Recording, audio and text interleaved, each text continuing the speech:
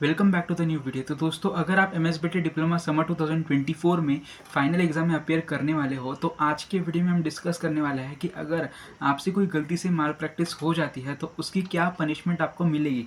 इसके पहले भी मैंने ऑलरेडी इसके ऊपर एक वीडियो बना के रखा है। आज का जो वीडियो है वो पार्ट 2 है। आगे की जो भी माल प्रैक्टिस है और पनिशमेंट्स है आज के वीडियो में हम डिस्कस करने वाला है। तो आज हम देखने वाला है कैटेगरी सी, डी और ई, ये 3 कैटेगरीज हम देखेंगे।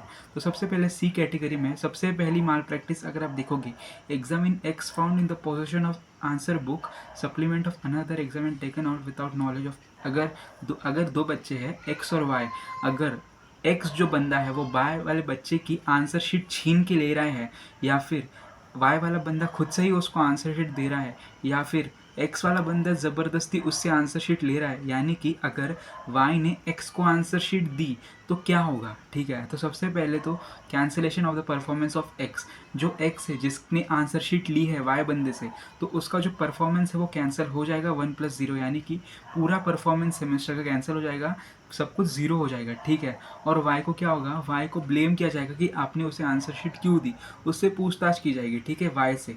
तो ये पनिशमेंट मिलेगी एक्स को और वाई को। देन सेकेंड में examine destroying the answer book.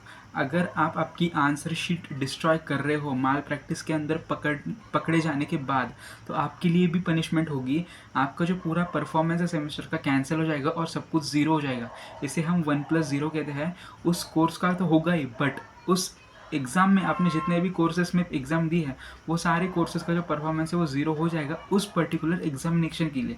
For example summer 2024 में आपने जितनी भी एग्ज़ाम दी है, सारे एग्जाम्स का परफॉर्मेंस जो है वो कैंसिल हो जाएगा।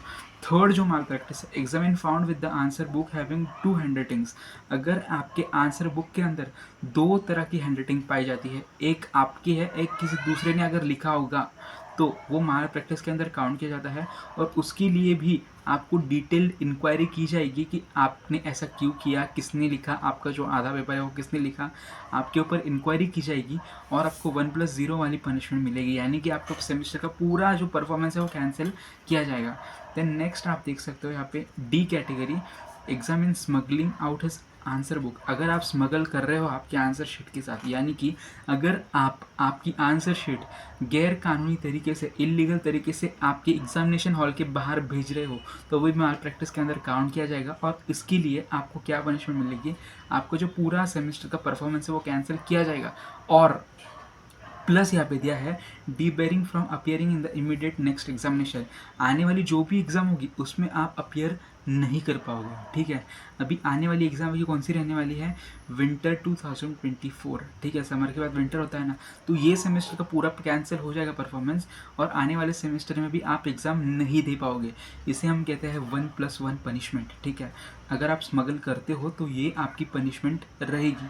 देन इम्पर्सोनेशन, पर्सन हु इम्पर्सोनेट्स, यानी कि अगर आपकी जगह पे आप किसी दूसरे बंदे को लेके आ रहे हो एग्जामिनेशन हॉल में, तो आपको क्या पनिशमेंट दी जाएगी, इसे हम इम्पर्सोनेटर कहते हैं। तो आपको यहाँ पे इस केस में सबसे पहले तो in case impersonator is a bonafide examine of MSBT cancellation of performance. आपका जो परफॉर्मेंस है कैंसिल किया जाएगा पूरा। देन सेकेंड इज आपको 1+1 वाली पनिशमेंट मिलेगी, आप ये सेम में भी एग्जाम नहीं दे पाओगे और आने वाली अगले सेम में भी एग्ज़ाम नहीं दे पाओगे। तो सबसे पहली बात तो ये होगी। देन अगर जो आपका इम्पर्सोनेटर है वो किसी और इंस्टीट्यूट से पढ़ रहा है, किसी और यूनिवर्सिटी से पढ़ रहा है, तो उसके साथ कम्युनिकेशन किया जाएगा। और या फिर अगर आपका जो इम्पर्सोनेटर है वो कहीं पे एम्प्लॉय है, तो जहाँ जिस भी ऑर्गेनाइजेशन वो एम्प्लॉयर है उसके थ्रू कम्युनिकेशन किया जाएगा एमएसबीटी के साथ। ठीक है, तो ये हो गया अगर आप इम्पर्सोनेटर को लेके आते हो आपके एग्जामिनेशन हॉल के अंदर। बोनाफाइड एग्जामिन हु इम्पर्सोनेटेड कैंसिलेशन, अगर आप बोनाफाइड एग्जाम इम्पर्सोनेटर लेके आते हो आपके एग्जामिनेशन के अंदर, तो उसके लिए भी आपका 1+1 वाली पनिशमेंट मिलेगी, यानी कि आप ये सेम में भी बड़ा एग्जाम नहीं दे सकते, आने वाले सेम में भी एग्जाम नहीं दे सकते, आपका जो परफॉर्मेंस है पूरा ज़ीरो हो जाएगा। ठीक है, देन नेक्स्ट यहाँ पे डी कैटेगरी में आपको दिया है examinee attempting to send question. ठीक है, अगर आप कोई भी क्वेश्चन एग्जामिनेशन हॉल के बाहर भेजने का प्रयास कर रहे हो, तो उसमें भी आपको 1+1 वाली पनिशमेंट मिलेगी। ये परफॉर्मेंस भी कैंसिल, आने वाला परफॉर्मेंस भी आप नहीं दे पाओगे एग्जाम्स। ठीक है, देन फोर्थ आपको दिया है एग्जामिन्स थ्रेटनिंग इंटीमेटिंग। अगर आप जो भी आपका इन्विजिलेटर है उसके साथ कुछ मिसबिहेव करते हो या फिर उन्हें थ्रेटन करते हो, इंटीमेट करते हो, तो यहाँ पे आपको फिर से यहाँ पे आपको 1+1 वाली पनिशमेंट मिलेगी, यानी कि आपको दोनों सेमेस्टर में अप्लाई करने का मौका नहीं मिलेगा और पूरा परफॉर्मेंस ज़ीरो हो जाएगा। देन यहाँ पे नेक्स्ट दिया है exam in possessing any weapon. अगर आपके पास कोई हथियार है, अगर आप एग्जाम हॉल में हथियार लेके जाते हो तो यहाँ पे आपको 1+3 वाली पनिशमेंट मिलेगी, यानी कि ये वाला परफॉर्मेंस तो कैंसिल हो ही जाएगा। आने वाले 3 एग्ज़ाम में आप अपीयर नहीं कर सकते, इसलिए आपको ऐसी गलतियाँ नहीं करनी है बिल्कुल भी, माल प्रैक्टिस, ठीक है। देन नेक्स्ट यहाँ पे दिया है all other cases not covered. अगर इनके अलावा भी आप कुछ मैल प्रैक्टिस और करते हो तो आपने क्या मैल प्रैक्टिस की उसके बेसिस के ऊपर आपको पनिशमेंट दी जाएगी। अगर आप ऊपर मेंशन कोई भी मैल प्रैक्टिस में से नहीं करते हो तो इसके अलावा अगर आप कुछ और ही कर बैठते हो तो उसकी पनिशमेंट उस टाइम डिसाइड की जाएगी MSBT के द्वारा। तो दोस्तों आई होप आज की जानकारी आपके लिए हेल्पफुल रही होगी।